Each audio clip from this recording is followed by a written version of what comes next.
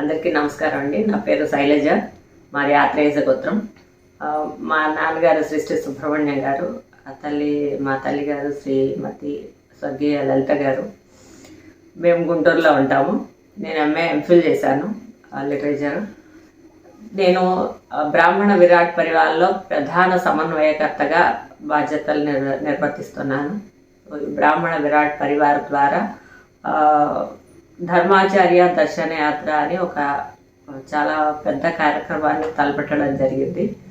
So ఈ యాత్ర జరగాలి అంటే దానికి కావాల్సిన దైవ బలం కోసమని మగవాళ్ళైతే 10,000 సార్లు గాయత్రి జపం, ఆడవాళ్ళైతే 108 సార్లు విష్ణు సహస్రనామాలు కానీ లేకపోతే లలితా సహస్రనామాలు, అయితే యువకులైతే హనుమాన్ చాలీసా, ఇలా ఎవరి వీలుని బట్టి ఎవరి అవకాశాన్ని బట్టి వాళ్ళు చదివేలాగా దీని ద్వారా మన యాత్రకి చాలా బలం పెరుగుతుంది అనే ఉద్దేశంతో చేయడం. అంటే దీనికి ఒక ముందు ఒక సంకల్పం, విశేషమైన సంకల్పం ఉంది. ఆ సంకల్పం చదివిన తర్వాత ఈ జపాలు కానీ అనుష్ఠానాలు చేయాలి. సో ఈ యాత్ర ముఖ్య ఉద్దేశం ఏంటంటే ప్రపంచంలో ఉండే బ్రాహ్మణులందరినీ కలిపి విశ్వశాంతి కోసమని కృషి చేయాలి.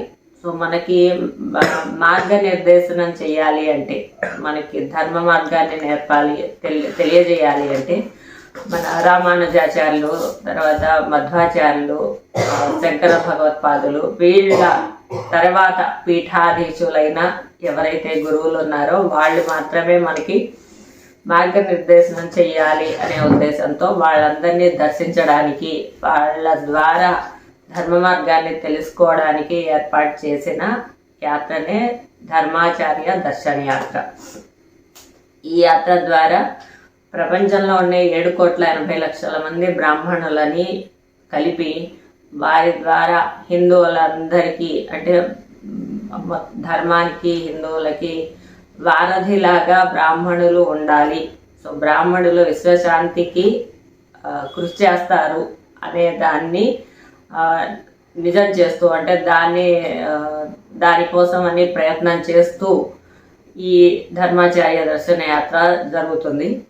సో దీంట్లో నేను కూడా పాల్గొంటున్నందుకు నేను చాలా చాలా నా జీవితం ధన్యమైందని నేను అనుకుంటున్నాను. సో నేను అవంతి హెర్బల్స్ అని హెర్బల్ ప్రోడక్ట్స్ తయారు చేస్తానండి. అంటే మన పురాతన కాలంలో మన ఆచారాలు వ్యవహారాలలో సున్నిపిండి, కుంకుడుకాయ ఇలాంటి వాటికి చాలా ఇంపార్టెన్స్ ఉండేది. సో మన పురాతన పద్ధతులన్నిటినీ మళ్ళీ తీసుకురావాలనే ఉద్దేశంతో మేము తయారు చేస్తాము.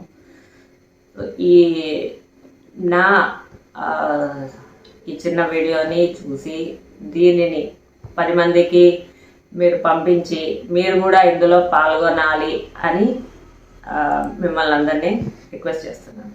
Thank you.